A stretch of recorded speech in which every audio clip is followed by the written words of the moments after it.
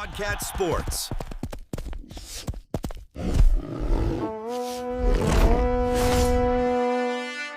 Sell it front side, sell it front side. See that corner. Place it in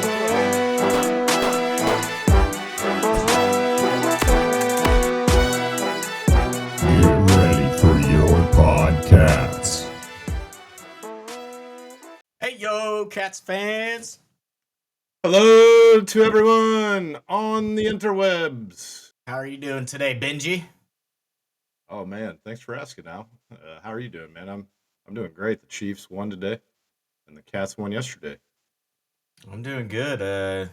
Cats won, Chiefs won, Hawks lost. So, good weekend. Don't say that too loud. You might disturb people downriver. Probably. It's been a great weekend. The Chiefs are back to 500, so hopefully they won't venture back into losing territory anytime this season in the future. And Kansas State is close behind at 2-3. Now 1-1 in conference after the win in the Bill yesterday. Where are we going to start with this one? Out of the Wildcat. Just going to start with the intro. The Thunder rolled. The Thunder rolled. The Thunder rolled through the lavender fire at Bill Snyder Family Stadium. It did. And the Wildcats roared back into the win column. I got that dub. You eating dubs? He's eating dubs if you're not watching and just listening. Jameis. Kansas State stormed past UCF 34-20, snapping a two-game skid and reigniting the season with fierce energy and explosive plays. The crowd was electric, the defense made clutch stops, and the offense finally found some rhythm. Let's break it down. You want to break it down? Break down! Break down! Oh, man. Break down! Grandmother's quicker and tougher than you pansies. Let's go. Of course, she's 6'3", 250. We got the dub. I'm pumped. Go. Sorry. Let's just go with how did Kansas State improve?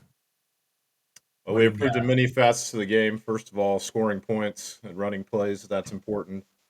Always good when you can possess the ball. Like we talked about, one of the key indicators, we were up 20-10 in minutes in the first half on time possession. But let's before we get there, let's start with total yards. We did outgain the Knights from down in Orlando, Florida, 382 to 256 by the third quarter. What was it for the game? Did you check the box? The game was I'm on the team stats here. teams 438 to 402. So at the end of the day, we only outgained them by 36 yards. I'm not a math teacher, but I think that's right. So defense is still a little suspect, but lots of explosive plays. You want to talk about this? Yes. At least one. At least one explosive play. Dylan Edwards, 75-yard TD run. And then obviously they had Jaden Nixon's 54-yard score. Ooh, can't let both of those longest of the season for each respective team. Dylan Edwards, obviously great to have back. I think that's a big way we improved. He rushed for 166 yards. And we needed that, man. We established some of that identity we were looking for. Yeah, that Edwards explosive play, he split the defenders at the second and third level, and someone threw a good lead block out there on the edge. I can't recall who it was. But that was a nice play to see because it had been a long time coming this season for something that explosive to happen. So good times at the Bill. Hope everybody enjoyed that long Dylan Edwards touchdown run. How would you grade the dance in the end zone? I don't really remember the dance. I was too excited. I give it. I think I remember a little bit of it, but if I don't remember it, I give it like a D. Yeah, I expect a little bit better out of D when he gets in the end zone. I remember him hitting the gritty in the Ray Bowl, so he set the bar pretty high for himself, and maybe next time he can outdo that. Was there a backflip involved anywhere in that? Probably not. But I don't think so. Something to think about. I remember that. Something to think about. I remember someone very famous in the Ring of Honor doing a backflip on Senior Day back in 2002. Can you name that player? 2002. Coming out of the tunnel pregame, did a backflip. Everybody loves this guy. How could you not? Brandon Clark. No, that was 45. This guy was 41, and Brendan Clark did not. He did not leave until a couple years He later. can do a backflip though. Seen it. Allegedly. I've seen it. Terrence Newman. That's who I was referring to for all of you. Okay, nice. T. New in the house. Salina, Kansas. Not going to talk about the pro team he played for because they're on TV right now. Are they losing yet? The first pro team, the one that drafted him, not the Vikings or the Bengals. But anyway, back to the game yesterday. Turnovers. Do you want to talk about Quay Barehands Moss? Yes, Quay Moss with just an exceptional interception. I don't know how he gets up and then kind of just takes it from the other wide receiver and then ends up like transitioning from right hand to left hand or left hand to right hand and also bringing it down inbounds, I believe 2 feet in as well. So just exceptional from Quay Moss there. 2 other turnovers, if I'm not mistaken. One was an interception and the other a fumble, correct? You know, it slips my mind because I've been sleeping all day and I haven't given it a lot of thought, and I haven't gone back and rewatched the game. So I'd have to just go back and rewatch. Okay, The only casual fan out here doing these things. Ja'Cory Brown, 2 fumbles, 1 lost. Yes, UCF. 1 lost, and then they had 2 interceptions as a team. So, yeah, we did end up winning time possession by 5 minutes. I'm looking at the turnover battle. What's the total on that? The turnover battle, I believe, was 3-1. Nice, +2. We did have a turnover on downs. We'll talk about that down the road here in this episode. But overall efficiency, how about Avery and the offense? Before we move on real quick, we ended UCF's 100 pass streak without a pick. So, wow. So we also, I believe, we're getting a lot of pressure on them. Speaking of streaks, they were broken. Scott Frost's winning streak at UCF was broken with 16 straight.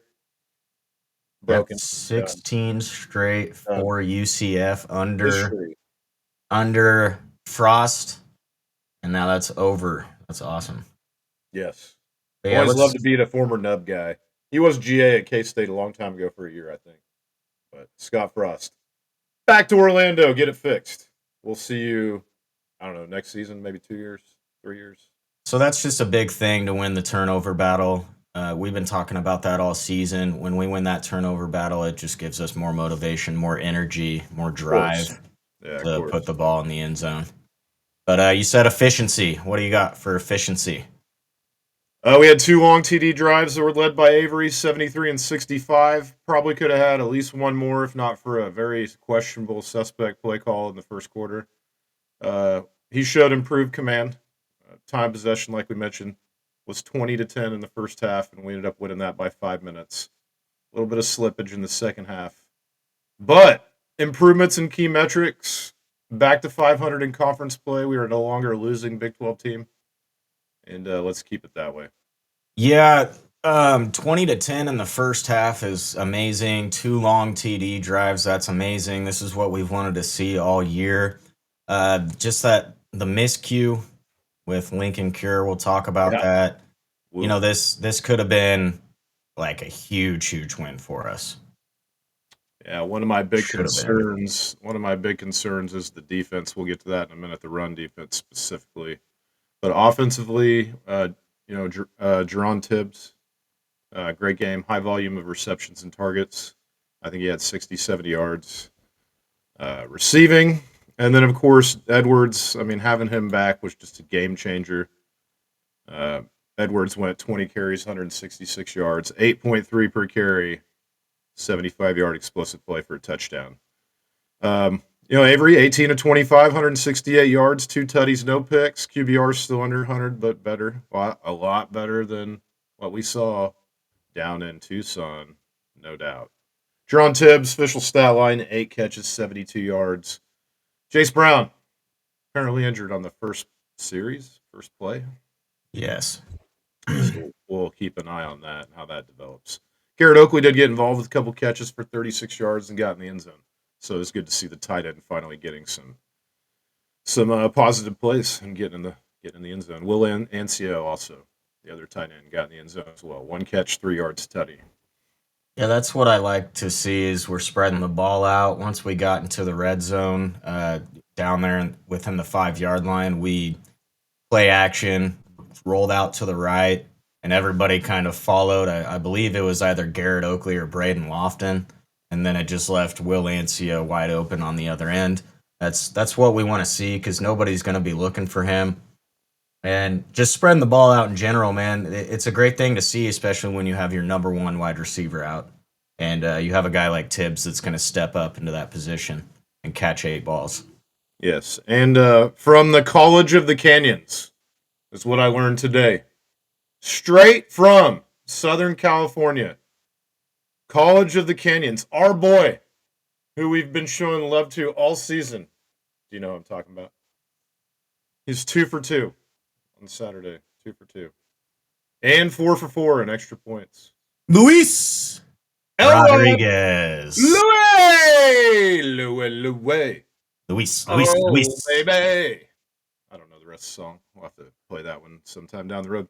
But yeah, Louis Rodriguez, number 43, 2 for 2 on field goals. But that was not an improvement. That was just him. Steady. He's been the best player we've had on this team so far this year. Muy He's been the most consistent.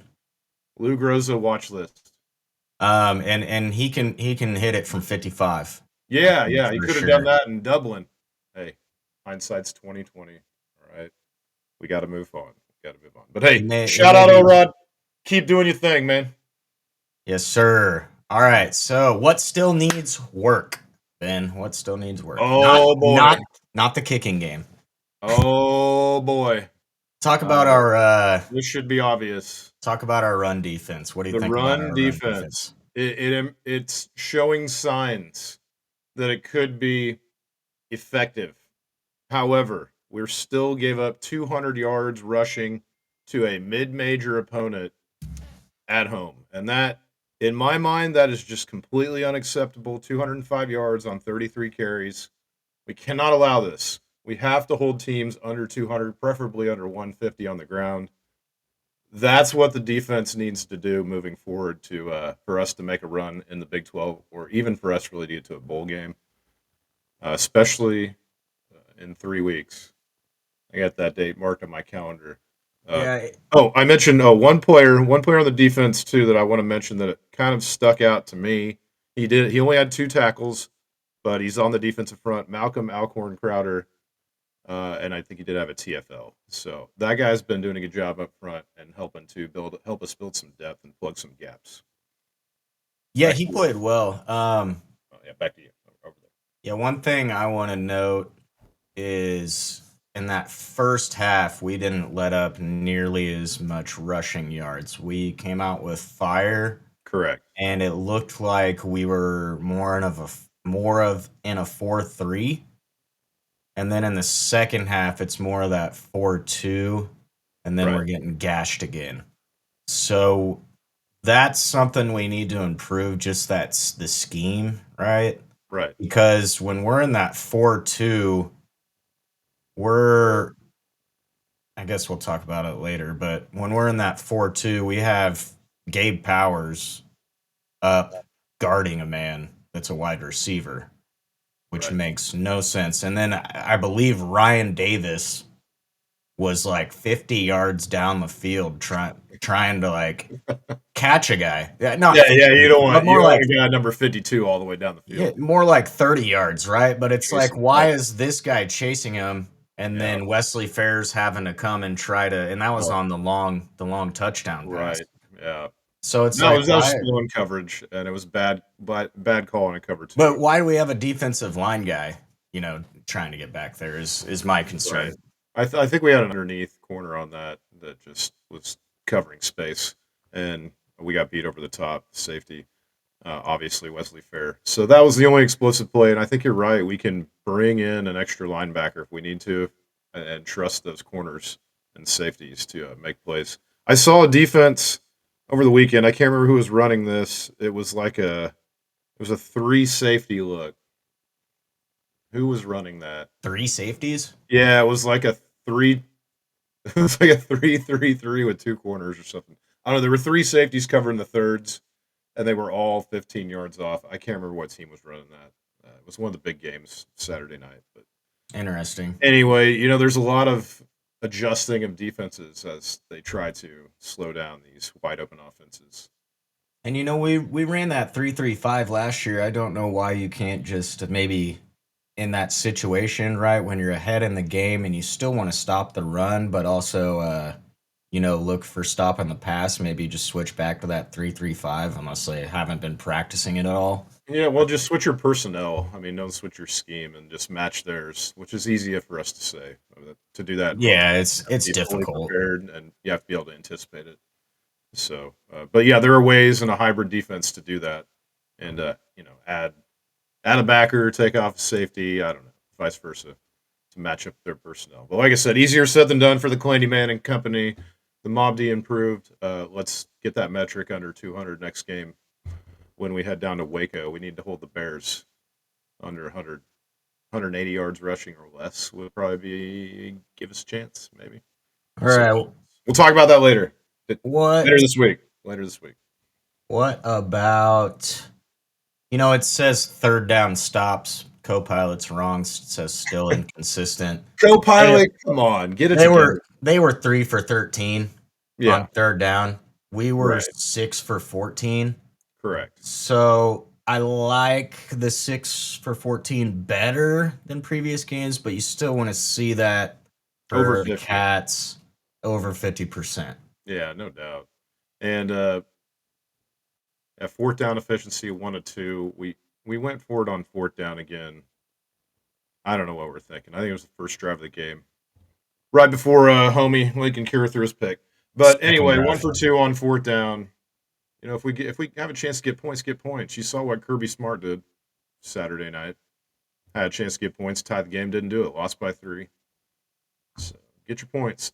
Get Elrod, the Lou Groza. All right? Lou starts with L, and so does Louie. Yeah.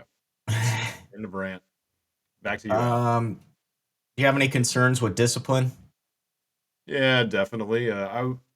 Coach Kleiman said he was fired up about what happened on the sideline with the sideline warning. I think personally that is not meeting the expectations of 2 of the 16 goals, and I'll let the fans decide which 2 those are.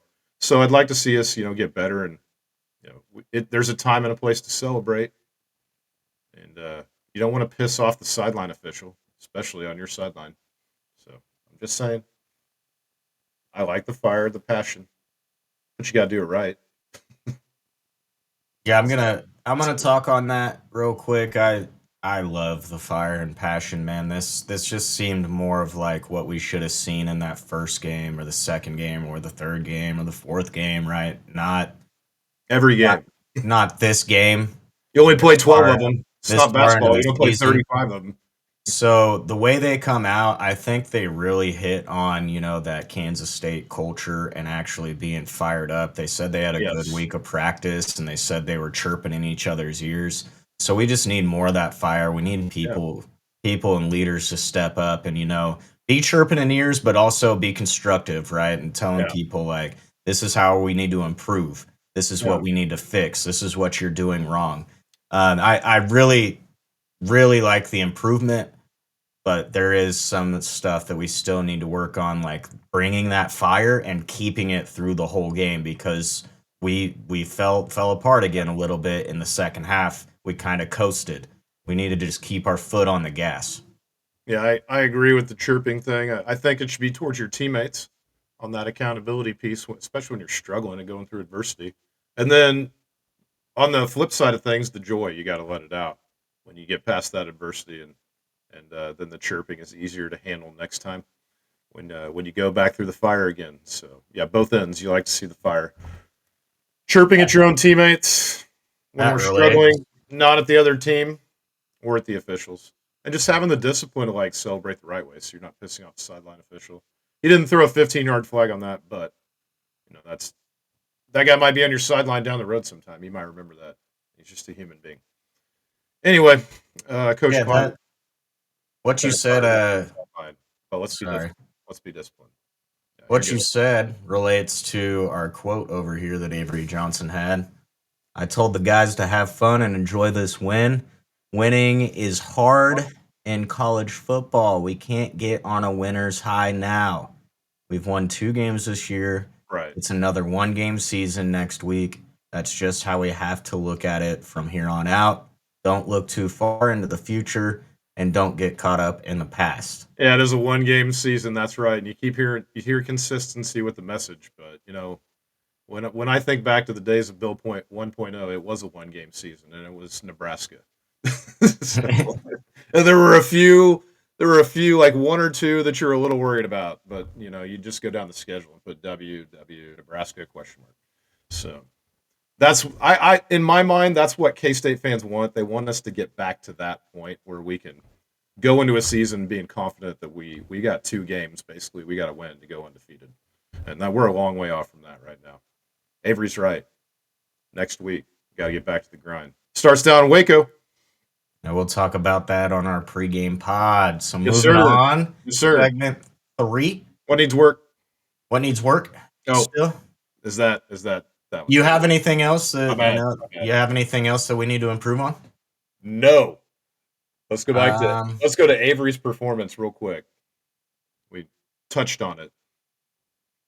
Avery Johnson's performance, passing 168 yards, 2 touchdowns, 0 interceptions. Do you have No his picks. QBR pulled up? Yeah, it was 90 something. Yeah, so 90 something. 98, I think. That's we need him to stay up in the 80s. Above 75 to 80s to 90s. That would be amazing. He played a really solid game. He had, once again, more drops. I guess that is something else we can improve on.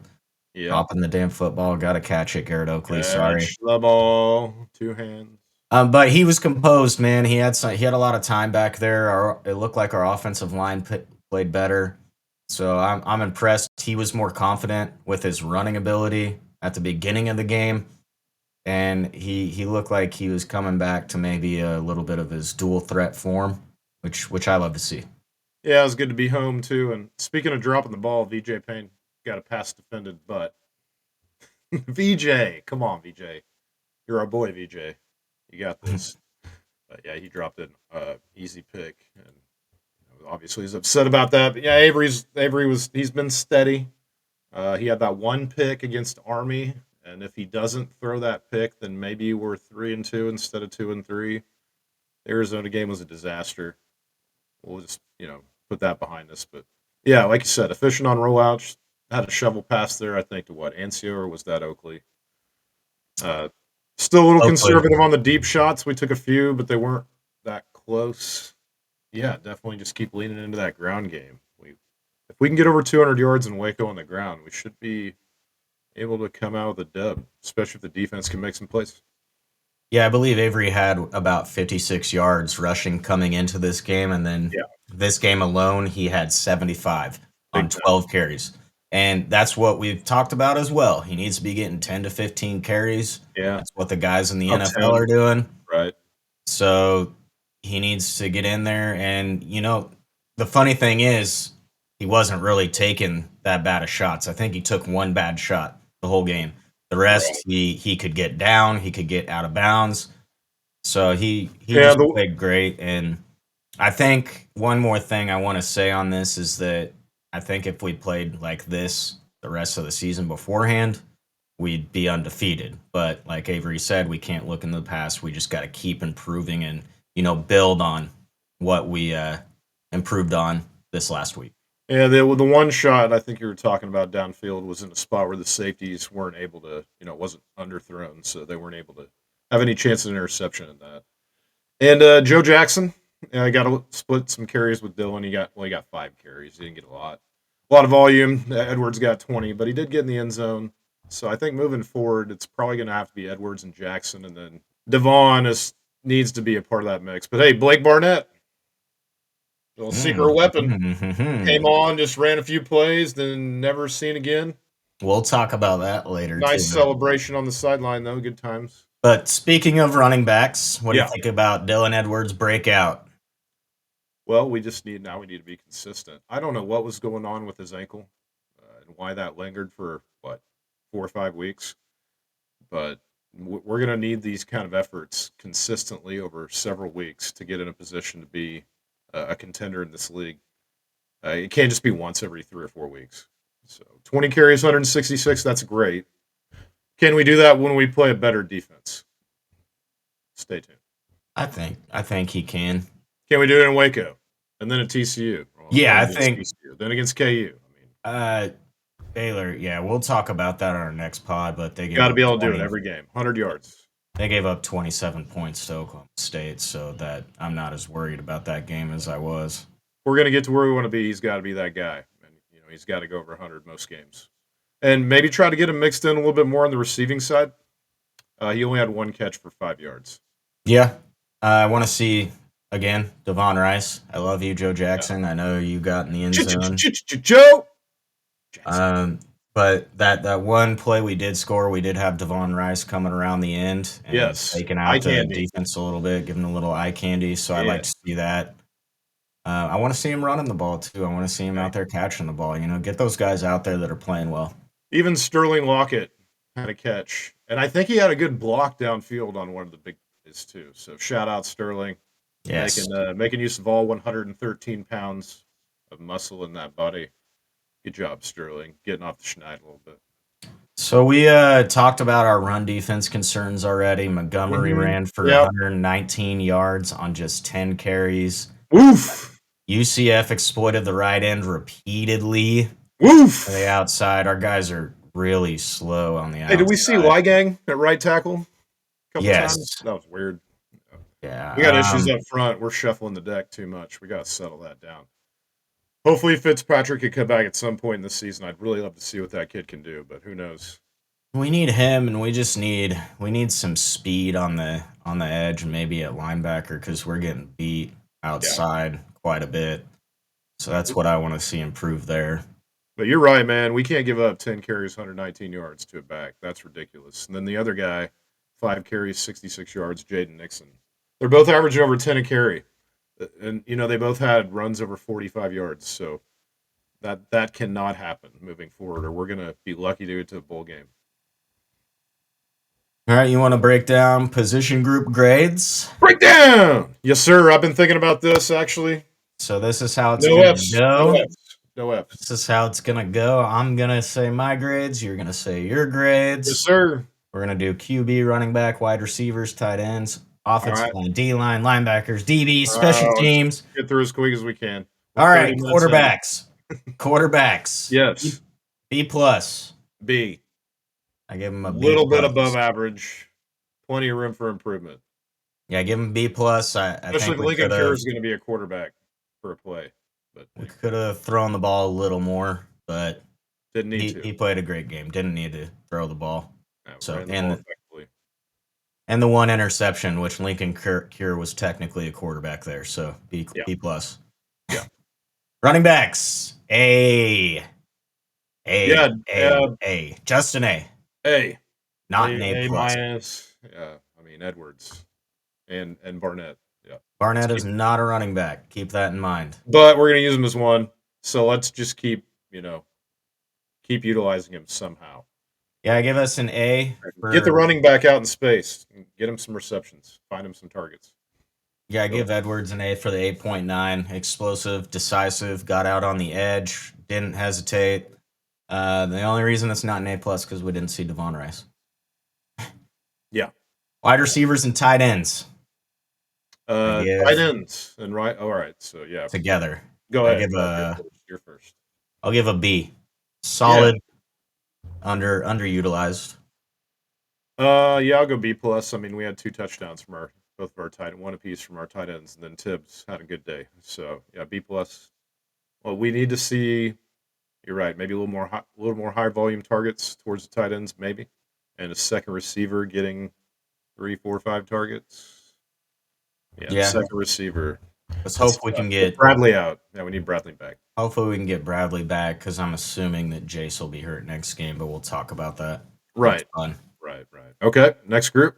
Offensive line. Oh, C plus. C, average. C plus. Yeah, maybe even C minus. Yeah, Still they were some issues, better. but Don't get us wrong. They were better. They gave Avery Johnson more time. Avery Johnson could kind of sit in the pocket a little bit. But struggled at times. UCF's D-line could just be bad. Especially But coming into the game, UCF's defense was top ranked. So it's for 3 games. Whatever you want to take that with a grain of salt. It's like all these kids at school are like, why'd my grade drop so fast from 90 to 20? It's like because you have 1 0 and there's 2 grades in the book. So anyway. Averages. It's math, guys. It's math. D-line. Yeah. Probably C as well. Oh, I'm gonna go D on this one. We had good pressure. Yeah. We did have good pressure. We forced some fumbles, so I'm giving them a C. But the run defense, the gaps need to be fixed. Yeah, the run defense is just bad, and it has been for weeks. And if that doesn't get fixed, we're gonna be lucky to go 500. So that's a big red flag for me. Has to get better for sure. Yeah, we had 3 sacks. That's the only reason it's staying up. There were 4, 5, 6, 7, 8 TFLs. So 8 TFLs. That's good good news. That's a lot more than we've had, and against much higher volume of plays in our previous games. So yeah, but I'm gonna go D plus somewhere in that area. It's below average. It's too many yards on the ground. Linebackers, C. Just same. Yeah, it's the same thing. You're missing tackles on the edge. You're not quick enough. They're part of that rush D up front. Yeah, it'd be really nice to have Arthur Brown back right about now. Yeah, Romaine had 4 tackles, 3 solo, 1 for a loss. He did have a pass defended, and that was a very important play. That pass he broke up in that zone defense. And barely got his fingertip on it. Can we speak on Austin Romaine? Anybody calling out Austin Romaine saying he's not playing as well this year? He is playing a fantastic season. Yeah. He's on pace for 120 tackles. You're a no ball knower. Really good. He's playing bad. No ball knower. This guy is legit. He's still on pace, I believe, and I think as an All-American if we keep improving. He's making the most of his talent, and All-American's a stretch, but All Big 12 is not out there. Yes.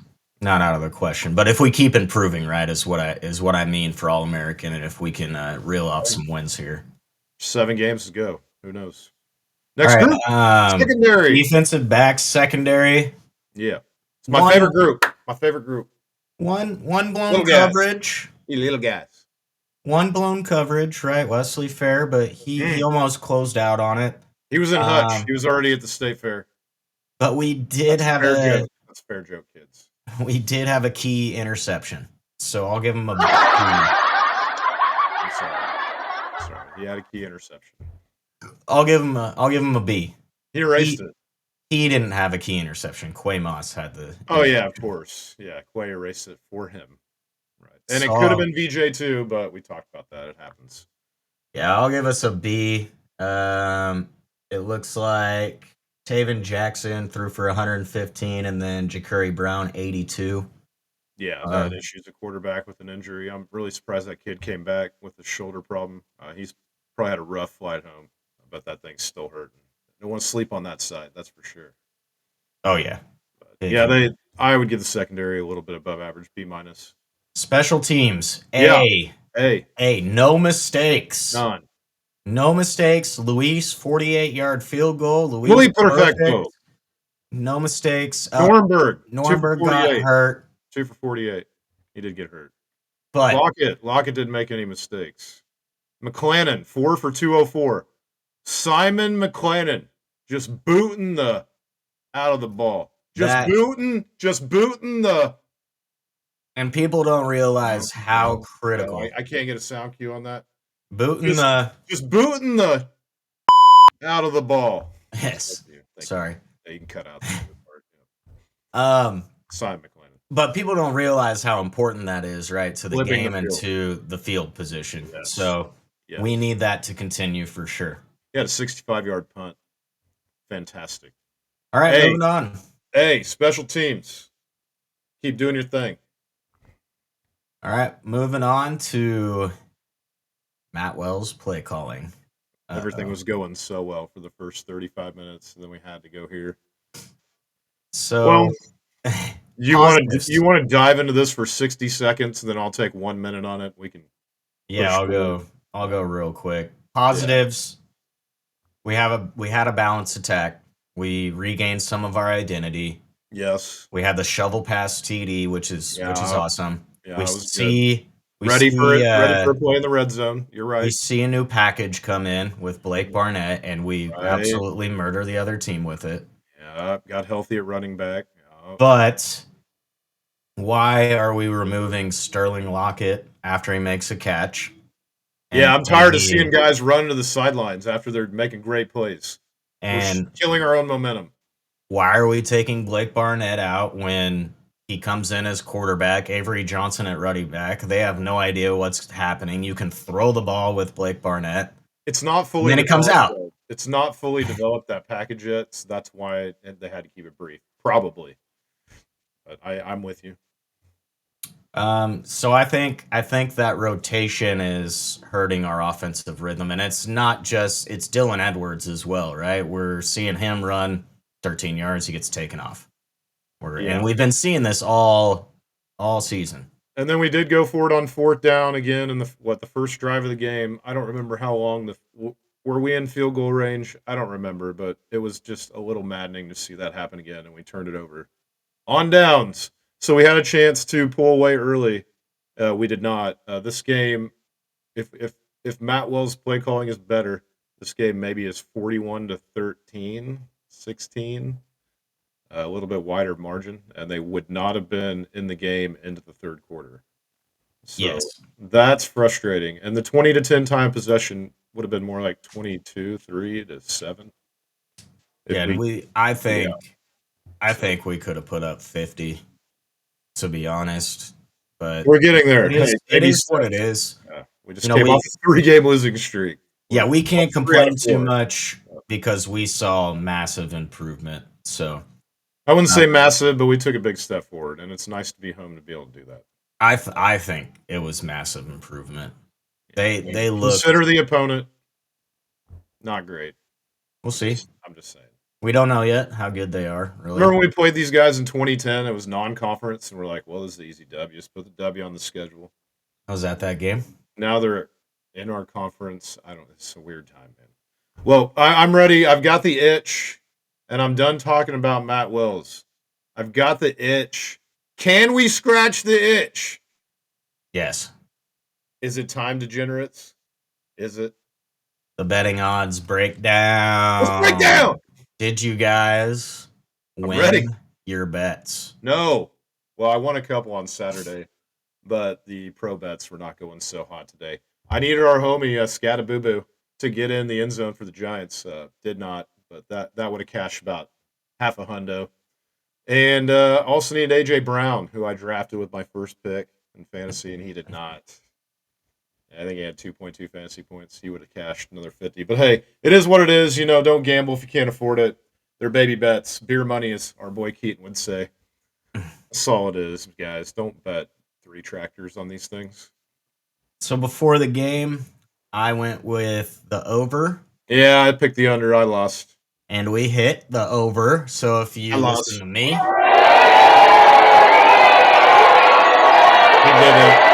He did it. If you listen to me. Yeah. Hit. Did we cover? And we covered as well. Oh, we covered. So is this going to restore confidence in K-State's ability to beat the spread going forward, Ben? Well, let's go back to the CBS Sports. What was that thing called? The metric we were talking about? Confidence percentage or something. Something stupid, I'm sure. I'd say we're back up to like 60% on that. We're there. We'll just make our own, probably. But these next 3 weeks are critical, man. Down in Waco, come home against TCU, beat KU. If we can roll off this trifecta and get on a 4-game winning streak, then I'm back up to mid-70s or higher, and confidence has been restored. But that's going to be a tough stretch, and I'm excited. I'm ready for it. We're going to Waco. this weekend. Talk We'll be about there. that in the We'll next be there. episode, Ben. Yeah, we'll be there. Next episode. Yeah, I'm getting ahead of myself, but we did God. we did cover. We did hit the over. Good job. Listen to him. Wait, that guy? Yeah, over there. Out of the Wildcat. Yeah. And put your tractors away. Just bet $5 or something. All right, we ready to wrap this thing up? Wrap it up. Yeah, yo, B! Wrap it up. All right, next stop, Waco. Eyes on Baylor. Wacko. Kansas State heads to Baylor for a pivotal Big 12 showdown for both in the- teams. Deep in the heart heart of of Texas. Texas. No, it's not in Fort Worth, man. It's in Waco. With momentum building and the season's trajectory hanging in the balance, this matchup could define the Wildcats' path to Arlington. The ignition coils have been fixed. Arlington's a long way down the road, but Waco's not. And I'm going to Yes. see you there on Saturday morning. We're eating breakfast at 9 a.m. We got to figure out where we're going to go. Yeah, we're eating breakfast at 9 a.m. Look out for us on TV. We're actually going to be there. We're Yes. going to be trying to hand out some business cards. I'm going to get those hopefully this week. All Hopefully. business, he says. So I'm going to make some signs. We'll maybe make the email sign again. Yeah, I'm going to make a sign that says Yeah. days like these. Bill 1.0 people will know what I'm talking about. So stay fierce, stay focused, Yes. keep the thunder rolling. Catch us next week on Paw'dCats. Catch us next week on Paw'dCats pregame, where the fire meets the future. This is your Paw'dCats post-game episode. I think a baby said that, because that made no sense. Bye-bye.